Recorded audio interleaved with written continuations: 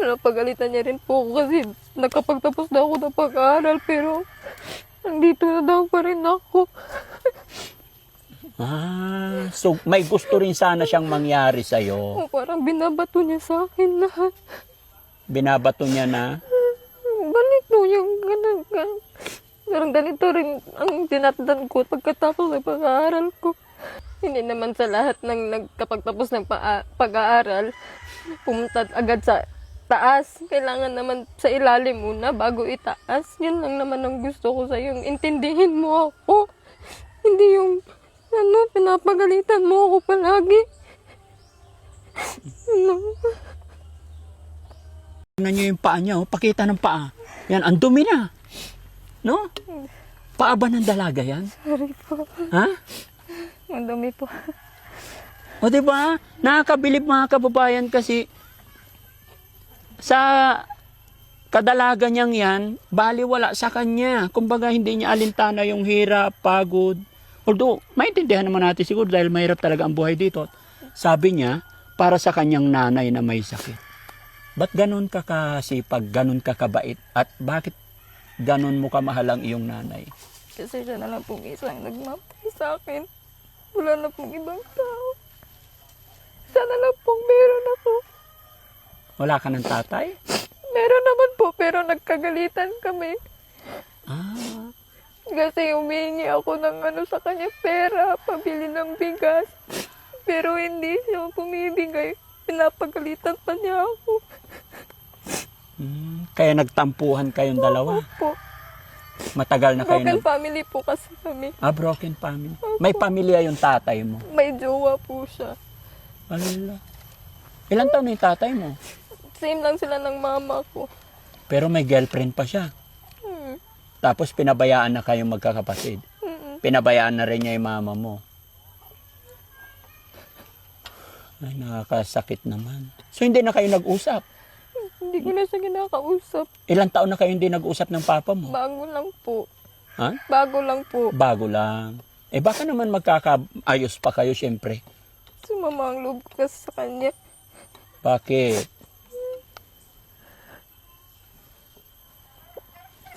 Kasi pag ako humihingi sa kanya, hindi niya ako binibigyan. Pero pag yung mga kapad, yung mga barkada niya, ang dali-dali niyang kausapin. Pero pag ikaw na anak, Pero pag ako na, hindi na, manghirap. Parang sinasabi ko na lang sa sarili ko, ampun ba ako? Ba't ako tinatrato ng ganun? okay. Naku, nakaiyak naman, no? Grace, nakabidyo ako. Sana hiling ko, sana magkaayos kayo ng tatay mo. No? May gusto ka bang sabihin sa kanya? I'm sure mapapanood niya to para magkaayos kayo.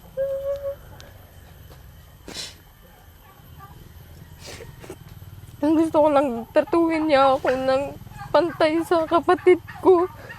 Hindi yung pinapagalitan ako kung may ako sa kanya. Siyempre, panagutan niya rin pa ako. Kahit hindi ako nag-aaral, panagutan niya rin po ako kasi anak niya ako. Hindi yung parang tinataboy ako. So ibig sabihin, mas andon yung attention ng tatay mo sa half-brother mo o half-sister? Brother at saka kuya ko talaga. Oo.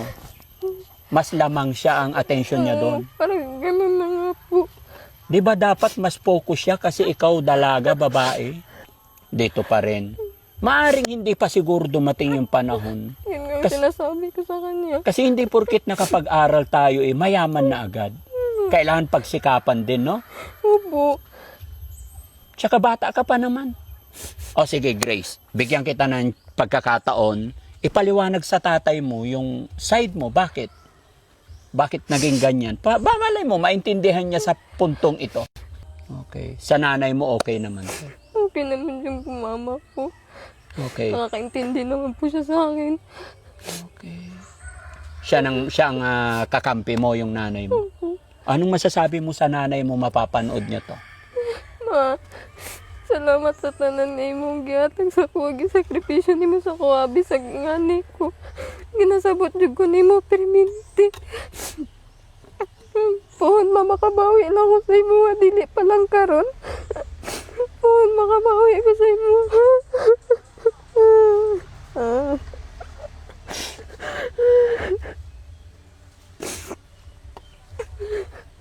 Sa mga kapatid mo, anong masasabi mo sa mga kapatid mo? Mga kapatid ko, tulungan niyo naman ako kasi alam kong breadwinner ako pero hindi lahat makakaya ko to kasi hirap na hirap din ako. Tulungan niyo din ako.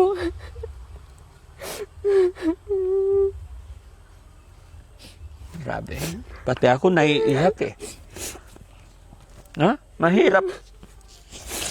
Mahirap mag-alaga minsan ng magulang, no? Hirap po sobra. Lalo na pag mag-isa ka. Nasa stress po ako, na-depress po ako, na-anxiety po ako, nakatry po ako niya. May time nga nasaktan ko na yung sarili ko. Wag, laban lang. Mag-pray ka lang lagi, no? Hindi habang buhay ganito. Hindi habang panahon mahirap tayo. Wag lang tayong susuko. Naawa lang ako sa kanya, mga kababayan. Hindi sa hirap ng trabaho niya.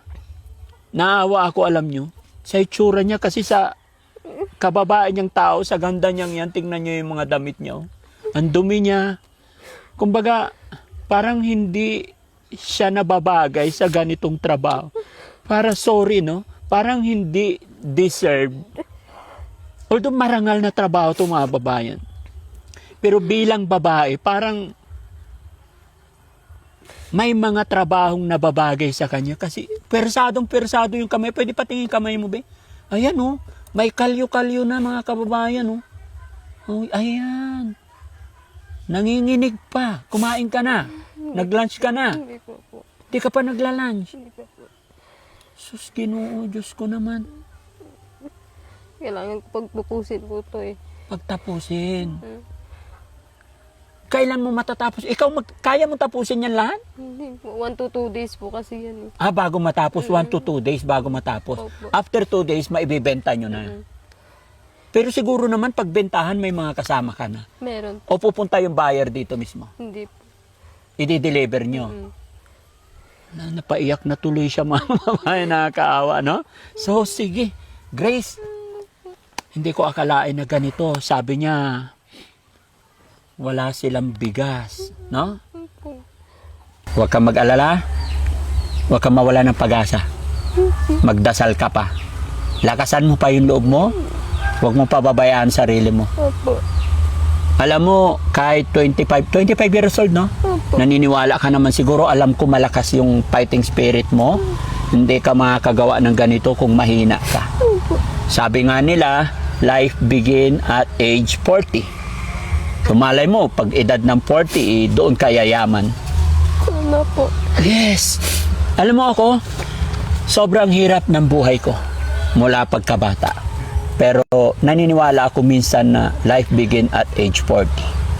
Kasi I think 38 ako, nagkaroon ako unti-unti ng mga business. I think 38 or 37 if I'm not wrong. And then pag 40 doon ako medyo nakaginhawa. Kaya ipag-pray mo, ha? Opo. Sige, huwag ka na umiyak. Ayoko na umiyak. Galing ako dun sa kabila, nag-iyak-iyak na ako. Ha? Ganon ka ba talaga mapagmahal sa magulang? Opo. Sa bagay, hindi ka naman iiyak ng ganyan kung hindi mo mahal. Pero tama yan.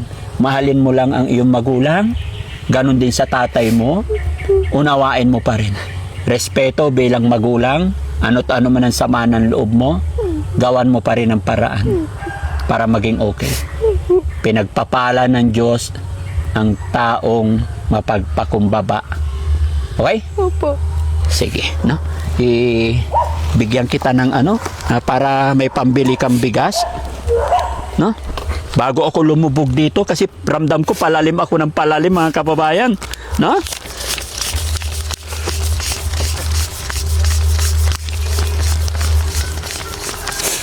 Okay. Grace, bibigyan kita ng 10,000. Sana makatulong to sa'yo. Ha? Tanggapin mo to. Salamat po, Daddy Frankie. Sana makatulong yan. Sobrang laking tulong na po ito.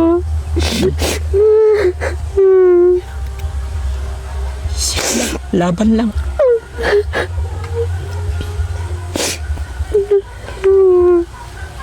Salamat talaga, Nanay Frankie.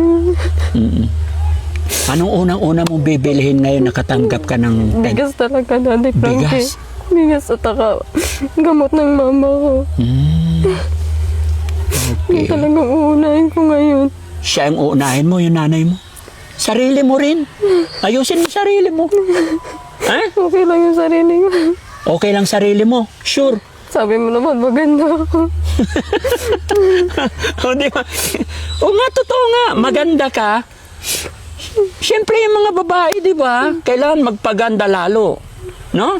Pero tama ka. Unahin mo yung magulang mo, nanay mo. Lalo na't may sakit. Okay? Pwede ba testingin ko rin paano magganyan? Sige po. Curious ako. Ibangon mo ko dito, be. Teka lang, dahan-dahan. Ganda lang.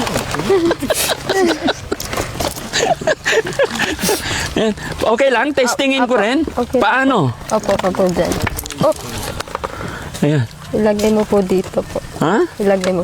Lagay Tapos ko dyan. dahan-dahanin mo ganun. Dahan-dahanin. Po. Yan. Ay, naiwan yung laman. Sige po. Dandahan na po, baka matusok kayo niyan. Matalas? Opo. Ay, oo, matalas pala to. Talas po yan. Sige po. Dandahan lang po. Ganun na po sa ilalim. Ayun. Oo. Madali lang po. Oh, butong pa. Butong ko po yan. Tapos, Ito po. Matigas po. hindi, gusto ko ring matry. Lakas lang po kailangan yan. Lakas ang kailangan. Opo. Tsaka, natatakot ako baka masugat ako. Malalaki na yung kamot ko pero, ayun. Yan. Ang galing. Isa pa. Ito po. Try mo po. Opo.